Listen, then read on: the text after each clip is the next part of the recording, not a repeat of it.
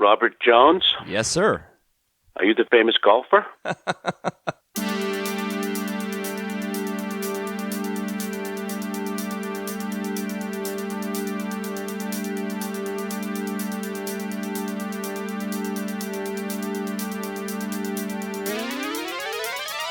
Today on the Rockstar Superhero podcast, we are blessed to have an opportunity to talk with the legendary frontman, Mike Reno, from the Canadian rock powerhouse Loverboy. As we all know, Loverboy is pure rock and roll from a time when there wasn't so much of that on the airwaves, at least in the United States. In 1980, the music business was coming down from the disco era, and a new era of musical styles was emerging.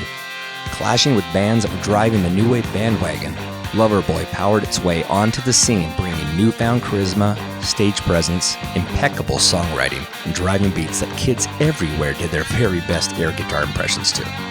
What else can I say? Ladies and gentlemen, this is Mike Reno of Loverboy on the Rockstar Superhero Podcast. Where are you guys at? Are you, you're in Washington? Yeah, I'm in Snoqualmie. You guys played the Snoqualmie Casino a few years ago. Yeah, it's just down the road. Are you experiencing a nice sunny day like we are? No, my goodness, no. It is rainy and cloudy and dismal as always, but it's great for disc golf. Oh, gee, that's a Pacific Northwest for you, right? Absolutely. Well, look, I know we're limited on time, so if you don't mind, let's just jump in. Is that cool? You got it, Rob. Thanks so much, buddy. Well, let's start this conversation with a few questions. I don't know your back history as well as I probably should, and I imagine your fans are curious as well. So how were you formed, basically? Where did you grow up, and was your family a musical family? Yeah, I kind of got into playing the drums and singing background harmonies in my older brother's band when I was 11 years old. So it bit me pretty hard, and it kind of came from the Ed Sullivan, the Beatles performance on the Ed Sullivan, the first one, second one. Then I started seeing the Beatles movies. Then I got into the Rolling Stones, and I bought the first 45 was Ruby Tuesday. I mean, I grew up in the Pacific Northwest, and I was over in Vancouver Island in Victoria. Wow. I think everybody around, they all know where that is. And so, I had a paper route in the morning with my dog, and then I went to school. And after school, I'd practice my drums, and my brother would kind of teach me how to play songs and stuff, and complete songs, and sing background harmonies. And it was that was the start for me, as far as me. Yeah. And it wasn't until years later that I ran into, some of the other guys, and then formed the band. But Loverboy wasn't my first band, that's for sure. Right. I started. Then after I moved to the Okanagan Valley. Which no. Is just kind of, yeah. Amazing. I grew up in Tonasket. Do you know where that is? Absolutely, I know where that is. Oh, my goodness. Like, we got the Okanagan in Canada, too, right? So it's kind of the Okanagan stretches right up to Canada, where I lived in a little town called Penticton. Oh, no. Don't know if you heard of that. Yes. I actually spent my formative childhood years in Kelowna. Kelowna, Penticton, it's 39 miles apart. Yes. Yeah. Yes. Incredible. So you remember the Flintstone land, I'm sure. I remember all of that stuff. It's crazy, huh? That's incredible. This is a really cool happenstance. I didn't know this at all. I thought you were a Calgary boy. Well, Calgary was just a place that we ended up meeting. Paul and I met in Calgary for the first time one night. And I remember it was a winter night in 78, and we've been together ever since. It's kind of a crazy story, but I was walking after a nightclub. I was walking past this warehouse, and I heard this noise, and it was this guitar playing this really cool riff. So I poked my head in the door, and he kind of noticed that I poked my head in the door. Oh. And I walked in, and we said hi to each other, and we started writing songs. I mean, it was almost like heaven sent. Yeah. And, Paul and I ended up trying to find a good group of guys to play in the band that would stay together through thick and thin, and we ended up finding them because we're all still together. Yeah. Minus our one guy that we lost in that horrible sailing accident. Yeah, Scott, right? So, it's like we took our time finding the members. That's where Calgary comes into it. Yeah, but I grew up in the Okanagan, which is just north of Yeah, that's amazing. I love how closely tied we are in some ways. I mean, I get it. We don't know each other at all, but just the fact that my literal discovery of Loverboy was in Tonasket. I was in band class, and our teacher was really progressive, and once a week he allowed us to bring in our favorite records and play a song for the class. Right. And here I am in the middle of rural Washington State, super middle of nowhere, and all we had up there was country music, And one day we're all sitting there, and a young girl comes in. She says, we have to listen to this new record by, then unknown band called Loverboy. And she dropped the needle on track 2. So Turn Me Loose starts with the synthesizer. And, everybody is like, what? What is this sound? Because, we're used to synthesizers being Devo and, and the like, right? The more of the new wave thing. But the band teacher's mouth, man, he was just on the floor, and he was 66 years old at the time. This guy was just so cool. So, when you hear a story like that, and you hear about these sort of, younger kids, I was 14 at the time, I'm sure there's a lot you've heard over the years, but how does that make you feel? That's a very exciting story. I'm glad you told me. I love stories like that. It just says, it's a testament to how music can touch people anywhere, anytime. And we did have a different sound. I think that's what got people looking at us because, even the song "The Kid Is Hot Tonight," that's a completely different kind of song. It's almost like 4 songs in one. Yeah. And people go, it's got a hit written all over it. And that was our first release. Turn Me Loose, our second release, which ended up, this whole album just started selling millions of copies. It's a dream come true, believe me. We didn't expect to sell millions of copies. We were expecting to maybe get a case of beer at the end of the week. You know what I mean? Yeah. And it was a big surprise. Yeah. Do you mind sharing how it felt for you to hear the album the first time, completed and mixed? I couldn't believe it. When I listened to it in the studio, I was so excited because nobody's ever heard it but us. And I was just I was on the moon, man. I just went crazy. My heart was just bursting with happiness, and it just sounded so strong, and it just had a great pop. It was just popping. Yeah. And I knew that something might happen, and we ended up getting a tour. But it came out, and somebody took it to the radio station, and the Vancouver station started playing it. And I actually heard. The first time I heard it on the radio was from somebody else's radio when they were driving by, and they stopped at a stop sign or a light or something, and I could hear it out of the windows, and you know what I mean. The window was rolled down. It was summertime, and I just, oh my God, that's me! Yeah. I couldn't believe it. Yeah, couldn't believe it. That's the dream. That's straight out of the movies, man. Yeah, absolutely. It's a story, and a true story too. Well, the album. I mean, it was. First of all, the cover art really, really threw me off personally, because I just didn't get it. I looked at it and I said, wait a minute, is this a sort of a new Bowie thing? Right. Until you hear it, you don't know. And of course there's a story behind the cover art, which I really love, but the music was just loaded to the gills with, testosterone and swagger, but it had a sexiness to it. It wasn't overly aggressive rock. It was just such a cool mix of pop and hard rock, and it was so different because we're so used to, at that time we're used to disco and sort of the new wave pop that was happening, and bands like the Clash, things were coming out. There was this kind of post-punk, right? And then you guys show up, and it was just such a game changer, especially in little town Tonasket. You know what? It's funny you should mention the album cover because I was just talking to a guy who does album covers for very famous bands. We just did a Zoom podcast thing. Yeah. And this guy's name was Hugh Sims, and he did like all the Rush covers and a whole bunch of stuff, Yeah. And he was a really great guy, but he told me that when he first saw the album cover, he couldn't believe it.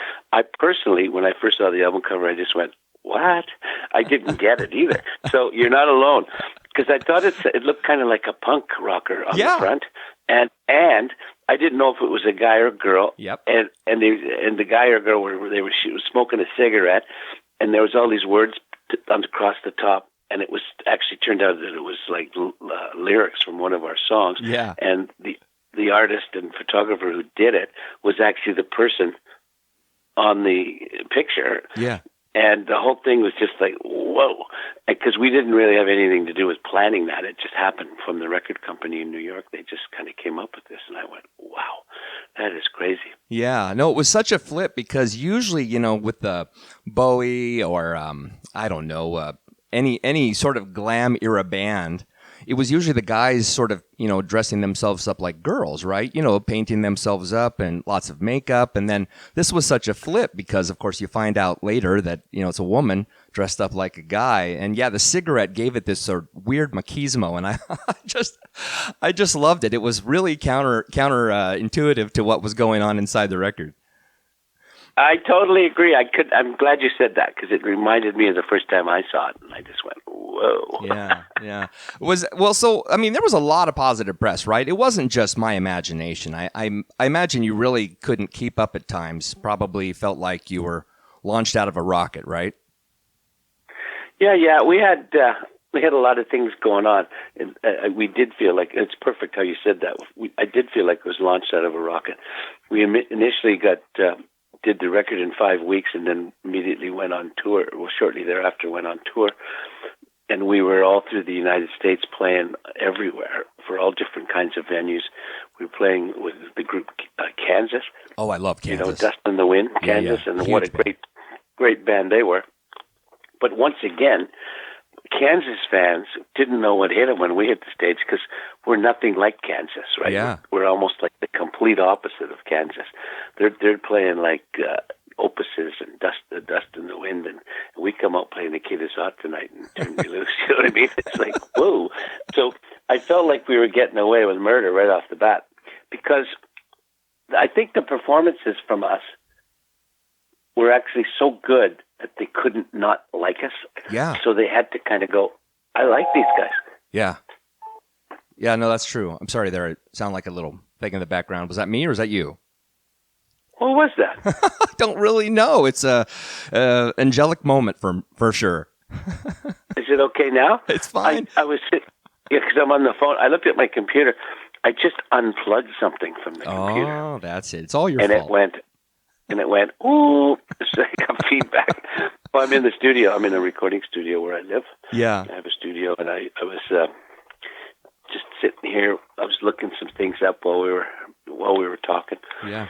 The early days with Loverboy, but that new record they re-released, it's actually been remastered. Yes. And it's on thick red vinyl. Yes. So it's really something. It's really something to see. A lot of people are buying it, and they're calling me or setting stuff up to talk about it.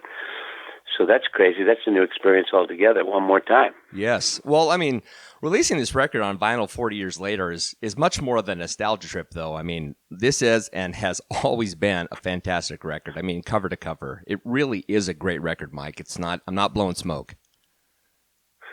I appreciate that. You know what? You're very kind, sir. Well, you're welcome. What drew you to drop it on vinyl? Was it just kind of what's going on these days, or was it the fact that you just didn't want, just a digital master of it, but an actual vinyl master? Well, you know what? For us is the record company wanted to do something nice to celebrate the 40-year anniversary, which I thought was very cool. Yeah. And it took them a while to get it organized, and then they sent it over, and we went, wow, that's great. Sounds great. Looks great. What a great, especially for people that like to collect things. Yeah. And there's a lot of people getting into playing vinyl now. They're just finding it to be kind of a neat thing to do. So now they've got a vinyl that's thick. It's a lot thicker than the original vinyl, so it's a bit of a heavy. When you hold it up in the air, it's heavy. And it's thicker, it's remastered, and it's rad. Give me a break. It's perfect. It's cool. I love it. And you know what's amazing about this record too? When you're a kid, so I'm listening to it as a 14-year-old kid the first time it came out. So I'm a few years younger than you, but not much. And I look at this recently, and I'm like, oh my God, you worked with legends. I mean, Bruce Fairbairn and Bob Rock. I mean, are you kidding me? Right? So what was it like working with that production team? Let me tell you, Rob, even the second engineer, which is the guy that puts the tapes on, sets up the microphones, right, wraps the cord, even the second engineer on that Loverboy's first project has gone on to record and mix AC/DC albums. Give me a break. Bob Rock, one of the biggest producers in the world. Sadly, we lost Bruce Fairbairn a few years back. Yeah. But what a great start. Everybody was on, it was the first. It was the first record. It was the first for us guys. We were in the studio. It was the first thing for Fairbairn. It was the first thing for Bob Rock. It was the first thing for Mike Fraser. So we were all riding the ladder together. And we were climbing up the highway, highway to heaven. Yeah. What a joy for that. Do you mind talking a little bit about the songwriting process on this? Like how does that work with your band? Because in my experience, somebody comes in with a song and the band works on it and, they give their own flavor, but I'm curious how that worked with you guys. Well, one thing I've noticed when we take any song to the band and the band's in a room and they start playing, it sounds like Loverboy. Yeah. Like you just can't say, we don't sound like anybody but Loverboy. Yeah. So we could take any song to the band. Paul and I, if let's say we write it or Doug writes it or something, we put it in the band for rehearsal or we try it out at sound check or whatever, and it sounds like Loverboy, especially when I start singing, right? Yeah. But when we first started, Paul and I, we started writing. I had this lick in my head. And it was the lick for Turn Me Loose. Oh. And I played it on bass all the time. I kept picking up the bass guitar. It was just Paul and I in a rehearsal hall. Oh, yeah. And I kept picking the bass up, going boom, boom, boom, boom. And he looked at me and he said, if you play that one more time, I'm going to shove this guitar up where the sun doesn't shine. You know what I mean?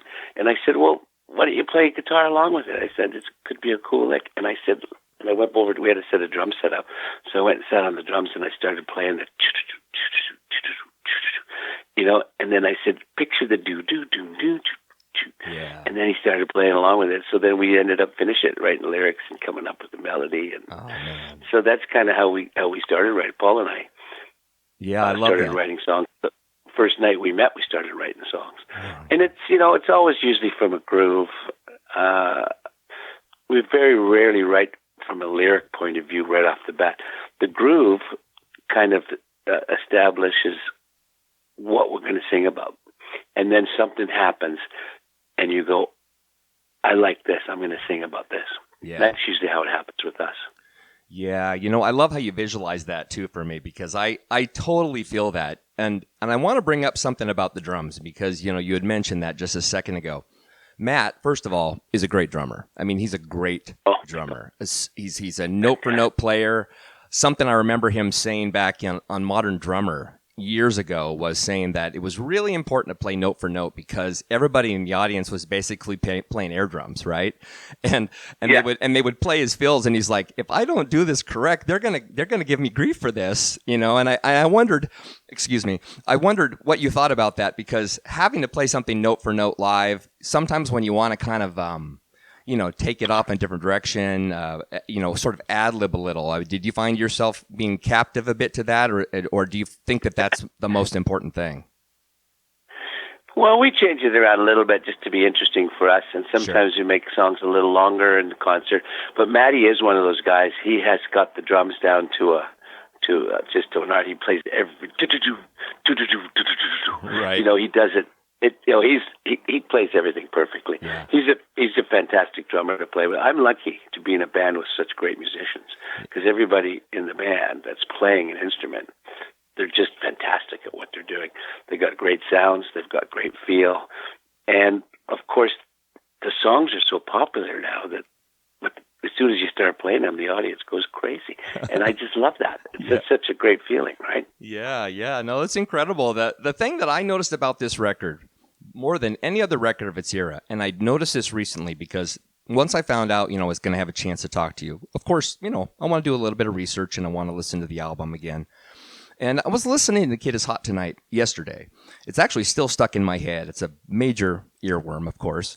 But one of the things I noticed is, just prior to that, you had bands like, say, Steely Dan or whatever, and they were doing these really, really, complex records, but they had a smoothness to them, and this doesn't. This actually has this very aggressive tone to it, but what was awesome is the drums and the guitars and the bass, they're all actually at equal levels with the vocals. It's not like a vocal album or a guitar album, You know what I mean? It wasn't mixed like a 70s album. It was mixed for now. It was like really ahead of its time. And, you know, I'm not blowing smoke. It was really, really kind of a shock when I heard it again yesterday. Just, oh my goodness, this thing is big. You know, it's funny you mentioned Steely Dan. They're one of my favorite bands. And it's one of our drummer's favorite bands, too. Yeah. And I listen to Steely Dan all the time. When The Kid Is Hot Tonight was such a different song. Mm-hmm. And it's funny you mentioned, because the other day I was driving in my car and it came on the radio and I turned it up and it sounded amazing, even after all these years. Yeah. It just had this, you know what I mean? You're exactly right when you said that the mix is like everything's loud and it's loud enough, but the vocals still cut through over top. And that was the beauty of having those guys record and engineer and, you know, and mix us. And, you know, we were very lucky to have those people working with us. I look back now and just go, boy, count my lucky stars. Yeah. Yeah. No, I did an album with Rick Parasher, who owned London Bridge before he passed away a number of years back. And he always said that there were certain songs that had to be called driving songs, that you were in your car, you turned them up loud, you put the top down, you let your hair blow in the wind, and you were just so happy because this thing was just like motivating you, and you kind of like woke up on the other end of the 3 minutes. And I love that. That's totally this song. Yeah, definitely driving song. I think I almost got a speeding ticket the other day too. My foot kept going down onto the gas pedal, and I was going, oh boy, I'm getting a little fast here. Were there any songs taken off the album to bolster, you know, the follow-up, Get Lucky? Well, we didn't play it that way. It wasn't like we wanted to save songs for the next album, because we started writing different songs that ended up on the next album. Right. But not that long ago, we released a record, and we found some old songs that didn't get released on the first album. Because back when you did vinyl at the beginning, it was just vinyl. You only had to put 17 minutes on each side, and that was your maximum. I think you could have a total of 32 minutes or something, right, or something like that. So you had to play it just right. So we had like 18 songs, and we had to scale it down to 9 songs. So a lot of the songs were really great that didn't even make the album. So we ended up putting a record out that not too long ago, and it had re-release, and we kind of remixed, and some of the stuff was even like cassette recorded songs that we never did release. And that's kind of a fun way to look at things. And you can hear a lot of that stuff on our website, loverboyband.com. That's awesome. It's a pretty good website. Yeah, yeah. You know, here's a simple softball question, but you know, of all your hits, what's your favorite? My favorite to sing is When It's Over. Okay. It's one of those songs that means a lot to me, and it's a real vocalist song. I kind of shine a little bit as a vocalist. I stand out in that one, anyways. That's my favorite song to sing live, other than, of course, Unique. Turn Me Loose, Work for the Weekend, Kid Is Hot Tonight. Those are super fun songs to sing, and the crowd goes crazy. Yeah. But When It's Over, it's got a lot of air in it. It's got a lot of breath. Space. It's kind of like, you know, it's got some room. It's got some space. Yeah. Yeah, that's a song Phil Collins would have loved. He loves space in his songs. That's something he talks about a lot, and that's so important and so rare, you know, especially with a band like yours, because I think there's this sort of expectation that you're going to just sort of come in and destroy on every song, right? When you have have that air, it's like, oh wow, they do something really different, and it works really well. Yeah, I appreciate that. You really like music, I can tell. Well, I was a professional drummer for 25 years, so I have my own little thing, but I just never, you know, I never made it like you, but, you know, I've been around, I've been skirting on the edges of the industry for a long time. And yes, I love all kinds of music. You name it, rock, heavy metal, opera, you know, it's all wonderful. That's cool. That's very cool. Yeah, yeah. But enough about me.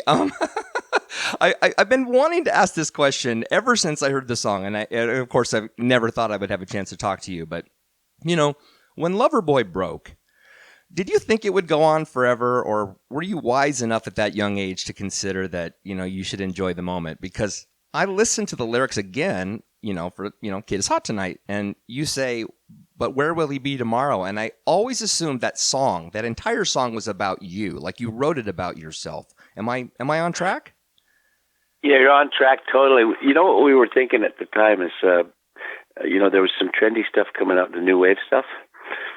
And the song actually has a bit of a new wave feel. Yeah. But we were kind of doing a tongue-in-cheek thing where we say, the kid is out tonight, because we're doing really well right now. We were hoping, like, this is all just hopeful stuff. And then the little kickback was, but where will he be tomorrow? Yeah. Was like a little tongue-in-cheek way to say, how long is this music going to last? That we didn't think was going to last very long. Our music, I was just hoping to get to the end of the week, I'll tell you. And maybe we get some gigs and get a case of beer, but I never expected it would still be popular 40 years from now. I really didn't. Right. But once you release... I'm glad it is. Don't get me wrong. I'm glad it is. But... Sure. I mean, you definitely have a real career, but I mean, you release Get Lucky, you release Loving Every Minute of It. You have this very sort of long, I mean, let's face it, in the music business, one album is most everybody gets, and you guys got a lot of albums, and and you have 3 that just absolutely crushed in so many ways. Did you think maybe after a while that, hey, maybe we're invincible? Well, we never thought we were invincible. We knew what was interesting with us is we worked so much we didn't have time to think about how wonderful we were or how wonderful people thought we were. Yeah. We were just mostly tired from doing, like, we would do like 3, we'd do 3 in stores. We'd travel all night, do 3 in stores to meet people at radio stations. Then we'd go do a meet and greet and then do a concert, then drive to the next city. Yeah. We did that for years. And then when we got a minute off, we'd do a new album. Are you kidding? We didn't have time to think how great everything was. We really didn't. I imagine, like most bands too, you get sick a lot and you just play on stage when you're not feeling so well. Well, it's tough to do. You have to do, when you play a concert, the people are come to see you. They want that to be the best concert they've ever seen. Yeah. You know what I'm saying? Yeah, definitely. And that's not easy to do every night. You know what I'm saying? Yeah. And even though you may not be feeling 100% or you're too tired, you do it. And you just do it. And that's just the way it is. You just keep doing it. Yeah. And that's one thing I often tell young people. If you want to do it, you just got to put your heart into it and dig in. And you got to surround yourself with people you really enjoy being with. And you got to dig deep and keep working, keep practicing, keep playing. Yeah, that's the truth, my friend. I know we're at the end of our time here, but can I ask you one more question before you take off? Sure. Where does Loverboy go from here? Are you going to tour the 40th anniversary once COVID dies down and venues allow? What's your plan? Where will they be tomorrow? Yeah. You know what? It's kind of one of those things. We have, I've got my bag packed already. It's sitting by the front door. Great. I am actually literally ready to go. I know that things are probably starting to get a little better, but they're not there yet. I'm hoping to be touring by the end of the summer. That's my goal. Good. And I hope it pans out because we love touring. We had to postpone 80 shows last year, and our last show was in Vegas. We came home and they shut the borders down. It's just crazy. We can't even believe that it happened, and I still can't believe it's happening right now. Yeah. So as soon as this craziness ends, you can come and see us. I will. I promise you. Well, Mike, seriously, what a special guy you are. You've always been admired and, in my world, a very powerful vocalist. And really, truly, it's been an absolute joy to share this time with you. And I just want to thank you so much. It's a real honor. Oh, you're very welcome. Well, you take care, my friend. God bless you guys. Be safe. Keep the rock. Keep the roll. And, when you're in Snoqualmie, I promise I'll come see you, and I'll do everything I can to come up and shake your hand at the stage, okay? Thank you, Rob. Great talking to you, man. Same, buddy. Take care. Bye.